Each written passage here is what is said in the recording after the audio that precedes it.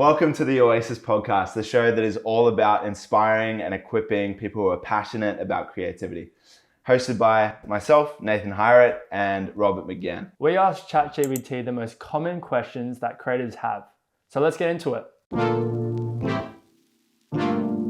So the first question is, how can I find inspiration when I'm feeling creatively stuck? Have you ever felt stuck creatively? Yeah, every time not every time, but like there's times when I'm shooting where I definitely feel like, what's the next shot going to be? So yeah, I definitely feel it. Do you feel it? Yeah, I often feel stuck when I am going about creative work. I think it's something that you've just got to accept will be just a part of the creative process, and it's not something to be afraid of. Yeah, it's like everyone goes through it, right? Yeah. In terms of how to like find inspiration and how to get out of that place of feeling stuck, one thing that I find really helpful is actually just changing state.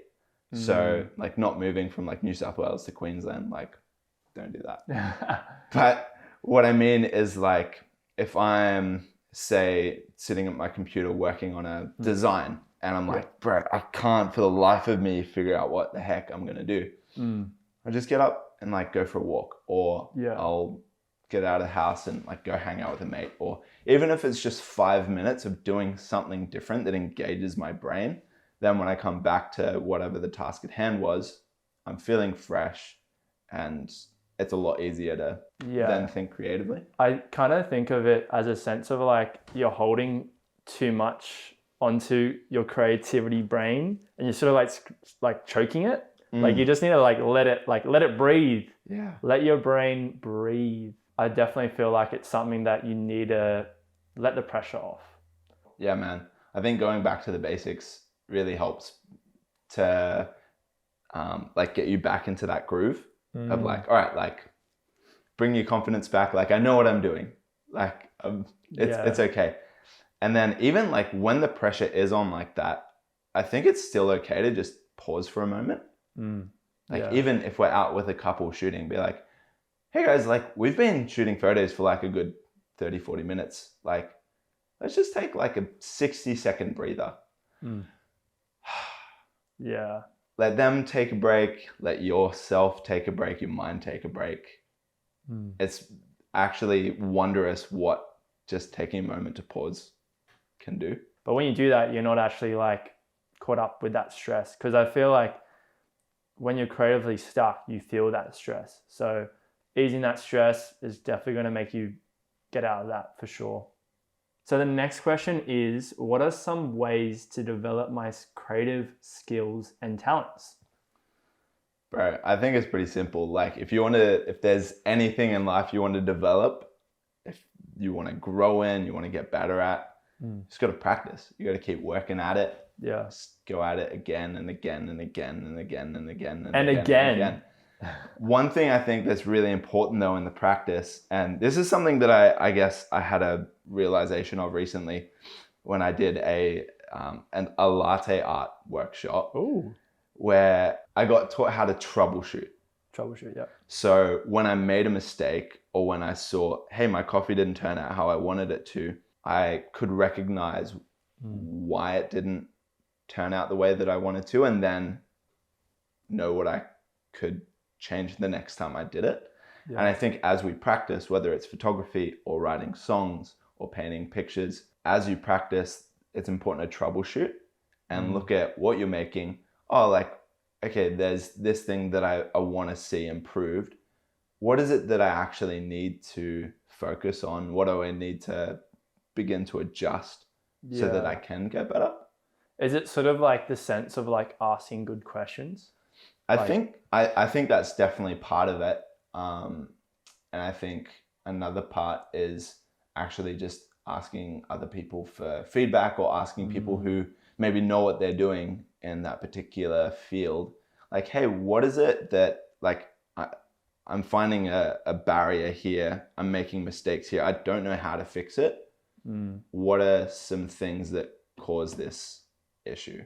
How can I adjust to get better at that? And I think that like it's an interesting one, and I feel like we could actually talk about this topic, like it could be its own video, but like pride is a big one for creatives. And I think what you just said there about getting feedback and I guess getting people's opinions on certain things, that's something that takes humility, and it's something that we've got to be open to as well. Like sometimes we have, I guess, we can't see everything, like we have like tunnel vision. So when we like you were saying, like when we actually talk to people, we actually are able to develop our skills further, if that makes sense. There's like, things that you know, there's things that you know you don't know, there's things you don't know that you don't know. Exactly.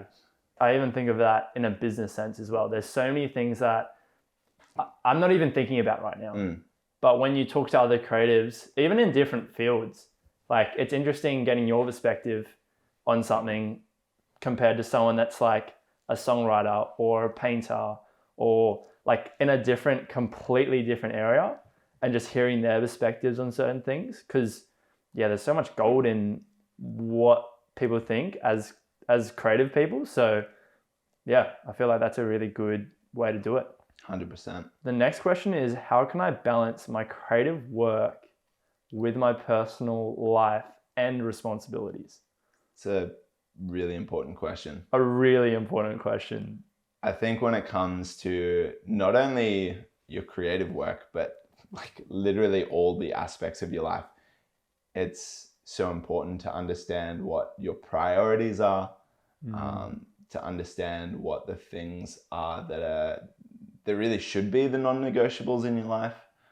I also think about when we're talking about creativity here, like there are people whose creative outlet is simply a hobby, and there's other people whose creativity is actually so much more work-based. Yeah, it's a good point. But I think in regards to both of them, like this question applies, like how do I balance it all? And I think it's really more of like, how do you manage the different areas of your life, not so much balance. But I think it just comes back to like, what is it that I value in my life? What do I need to make sure that I'm not dropping the ball on so that I can pursue this creative hobby? And one big thing that I do, like practically speaking, is each week I sit down and I write goals for my personal life and I write goals for my business, being creative work. And I've just found so much more clarity when I can see everything. Like I'm a very, very visual person. I'm not the type of person that I can just think of stuff in my head. Like I need to write it down. So when I write everything down, I list everything down, then I can actually be like, okay, like what are the things that I need to do now? Like what is important? And what is like urgent as well? Like those are two things. Because when you find out those two things, and you can actually say no to things too, I think you should be comfortable saying no as well. Like that's what comes to prioritizing things. It's not saying yes to everything. It's actually saying no, like actually taking a step back and finding which ones that you can actually lay your hands off, because that'll actually set you free a lot when you can actually say no to things and you can prioritize the big things. Yeah. Totally. One thing that you were talking about was how you sit down and list things out and plan it out. That's really, really helpful for me. Like I live my best life when I'm actually planning out my life. Yeah. I've got my calendar going. I've got my to-do list going. The reason is, if you don't plan out your life, it's quite likely that your time will just go to things that come your way, and it kind of goes wherever it likes. Yeah. But if you plan things out and you structure things and you say yes to the things you want to say yes to, and you say no to the things that you need to say no to, you actually have a far better chance of managing your creative work and your family life and your friendships and your hobbies and whatever it is, because you don't just end up at the end of the week being like, man, I didn't have time to do any of that. Like, why? And it's like, well, because you didn't plan for it. But if you plan to have time in for this and that, like, you're going to have time for it. Yeah, exactly. And I think that also comes back down to like routine as well. Like when you have a good routine where every single week you're sitting down, you're actually making that to-do list, Like one thing for me is like I have a routine of going to the gym, like taking care of my health. So yeah, having those routines as well, it's like, okay, like what does my routine look like each week? How can I actually outwork that and actually improve that? If we're talking to creatives here, like we just go with the flow. It's just like, dude, I'll do this now and then I'll do this, and it's just like a bit all over the place. But I think when you have structure, that's when your best work happens. The next question we've got is, how can I overcome self-doubt and fear of failure as a creative person? I'm going to just be brutally honest. You're going to fail a lot as a creative. Okay, next question. It's just how it is. Like you're going to have doubt. You're going to have failure. It's just part of the journey. It really is. And when you realize that, I feel like that sets you free. I feel like fear is one of those things that we don't have to be fearful of. Like at the end of the day, like you're going to be okay. Yeah. You know, if a project doesn't go well, it's just a good story. It's a good lesson. Only lessons, not L's. Yeah. Lessons. We're always either winning or learning. Like you Yeah. only have fear of failure if you see failure as a failure. But if you see your failures as an opportunity to learn, then you're never going to lose. You're going to just continue to win. You're going to continue to grow. You're going to continue to get better. I also think about how it's so important to see your value not in what you do or in what you make, but it's just in who you are. Yeah. And when you realize that, there's just so much freedom from the self-doubt and that fear of failure. Because it's like, hey, if I do fail, if I do make a mistake, like that's okay, because my value is not tied up in that. It's sort of like you value that work too much. Like you're putting too much weight on yourself. And when you take that weight off of like my values in that, you're free, because like you're not held back by that. It's not like, man, if I don't create the best work in my life right now in this very project, then I'm nothing. Like that's not fair on you. And then two, like you're not going to create your best work. Because another thing too, like when have you ever made your best work when you were stressed and just like scared? Like if someone had a gun to your head, like you'd make something, but it wouldn't flow. And I think the best creative work comes from when you're in a positive mindset, when you have a clear head, clear mind. The next question is, how do I stay motivated and disciplined in pursuing my creative goals? Yeah, we were actually chatting about this before. Yeah, first. So for me, one thing I think is really important is vision. Having some sort of a picture of where it is you want to go, who it is you want to be, what it is you want to do. And I think it's really important, just as a side note, to hold that with open hands, because life never turns out exactly how you hope it does. That's a good point. In actuality, it probably turns out better. Yeah, come on. But having some sort of a vision for your future and what it is that you want to do, who it is you want to be, and why you want to do that. And when you really understand that why, that really motivates you. Yeah. And if you ever have a moment where you're feeling unmotivated, you just go back to, hey, why is it I want to do this? Why did I start this journey? Why did I sign up to this? Oh, it's because Oh yeah, like I really want to do this.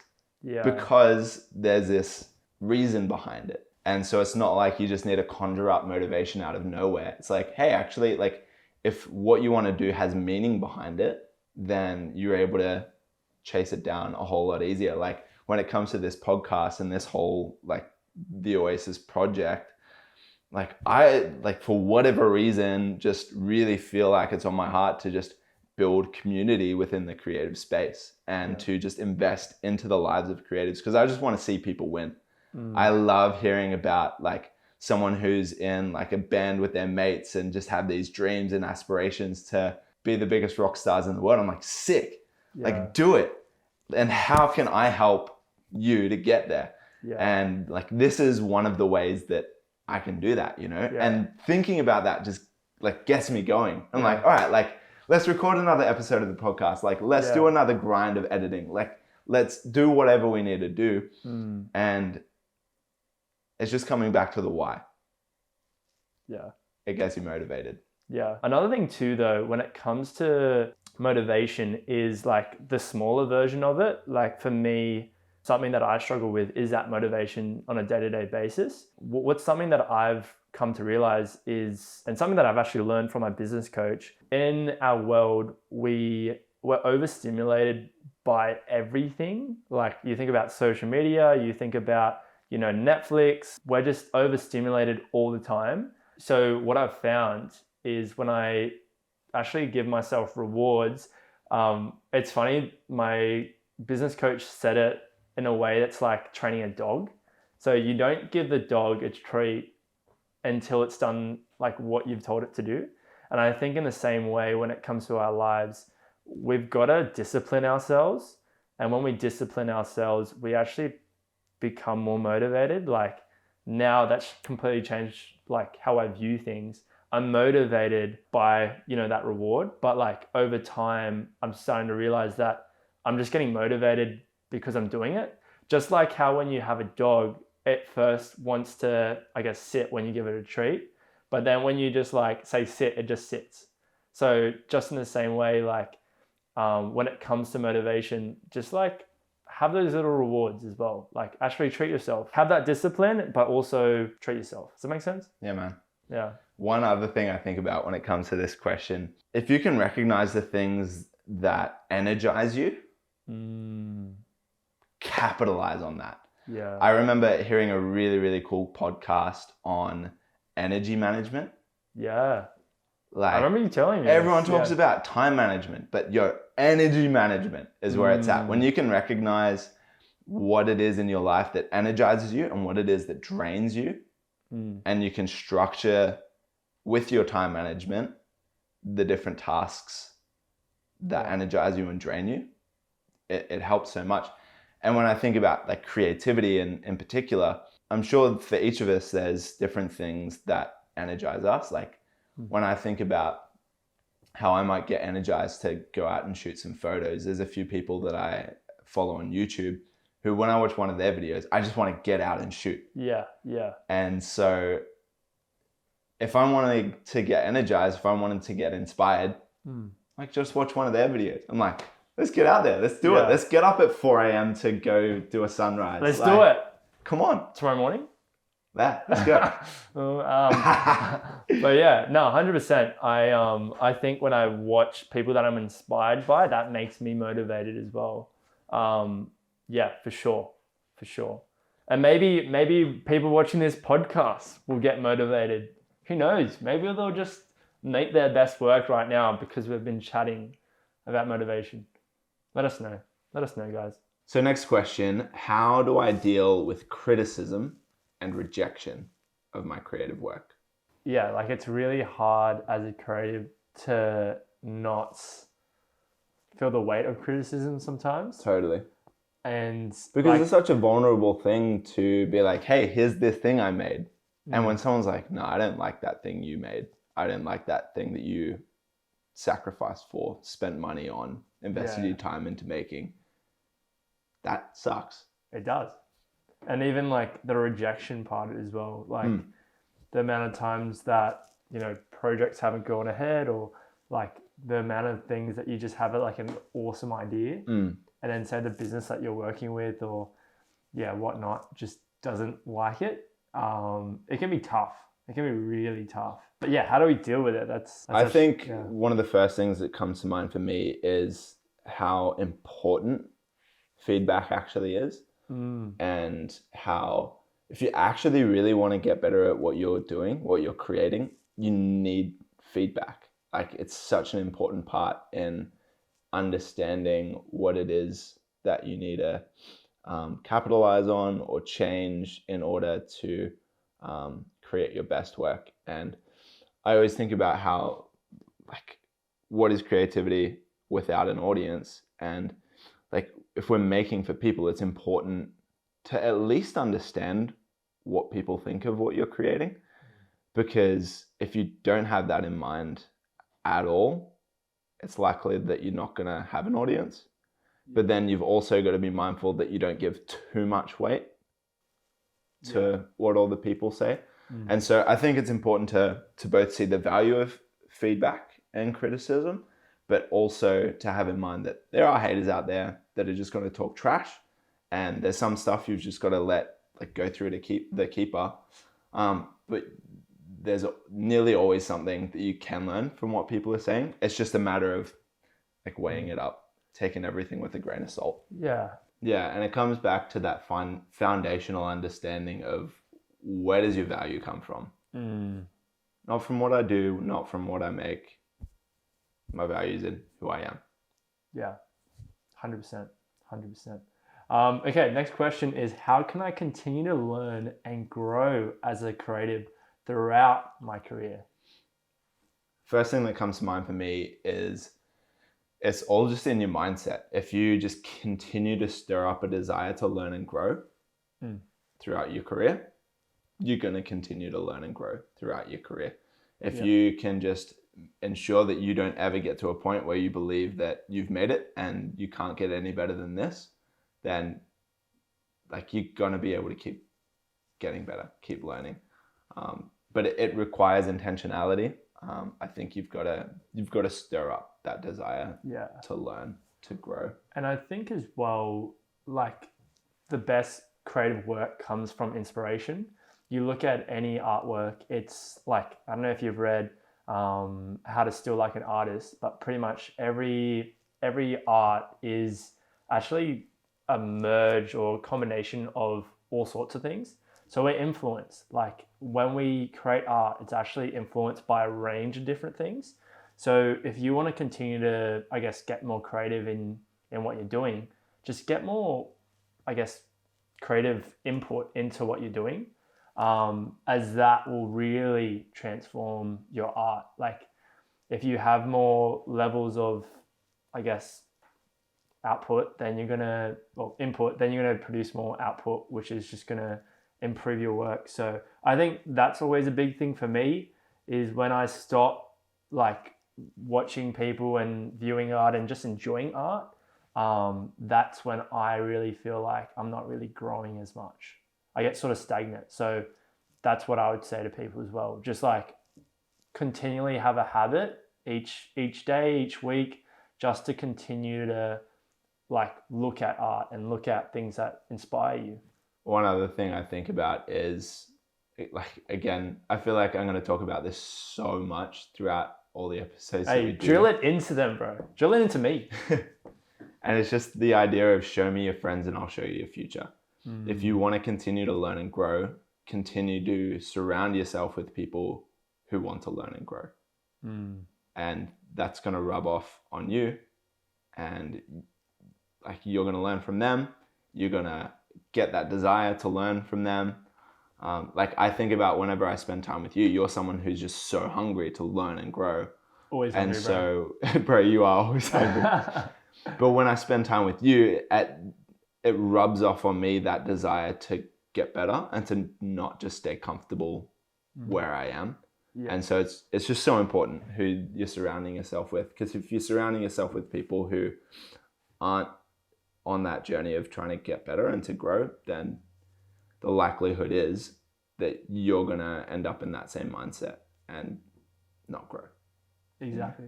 100%. I mean, that leads us into our final question.